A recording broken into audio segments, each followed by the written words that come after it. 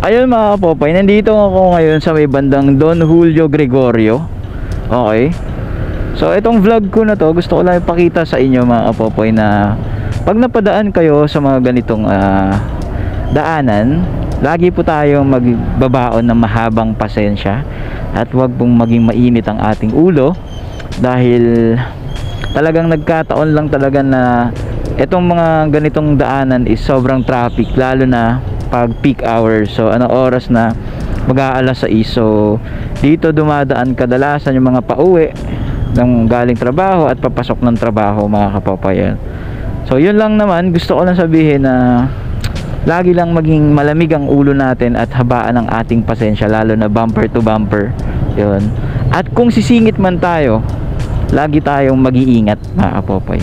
Katulad yan, kung pwedeng sumingit, pwedeng umovertake, ingat lang tayo kasi mahirap nang makasagi o makadisgrasya ng ibang mga rider o mga sasakyan o tao. Katulad yan. Gilid lang tayo. Ayan. Ayan. Alright. Kasi mahirap kasi mga kapopay pag sa mga ganitong daanan, lalo na pag traffic at bumper to bumper, tapos mainit yung ulo natin, wala tayong pasensya, baka kasi mag-cause yun ng road rage o meron tayong makainitan sa daan. Yun. So ingatan lang natin mga kapopay, lagi lang din tayong lagi lang tayong mag-iingat. Alright, so yun, time check mga kapopay. Ayan, 5:54. So pupunta ako kay Prince, kay George TV mga kapapay. So 11 minutes na doon ako. Ayan, sobrang traffic pa din. Uy, ganda. Best pa ba yun? Sobrang solid. Ayan. So dito sa dinadaanan natin, Don Julio Gregorio, ito yung mga daanan dito sa QC na sobrang traffic, lalo na pag mga ganitong oras. Sobrang bumper to bumper. Talagang kailangan mo na mahabang pasensya. Kailangan hindi mainitin ang ulo mo, dahil ganito na to eh.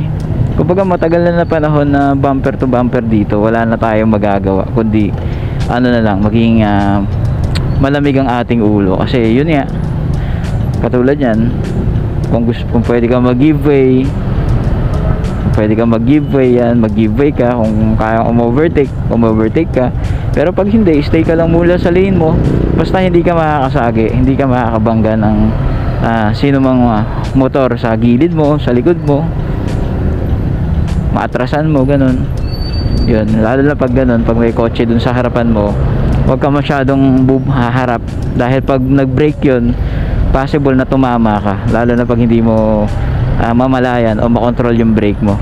Ayan, so ganito yung kadalasan nangyayari dito sa daan na to. Ayan, bumper to bumper lang, pero mamaya wala na to. Peak hours lang talaga ng uwian mga kapapay. Ayan, ayun lang naman mga kapapay, lagi lang din tayo mag-iingat at maging malamig at maging pasensya, so habang pasensya. Alrighty, so yun lang mga kapapay, ingat tayo palagi. Let's go, Popeyes Motovlog TV.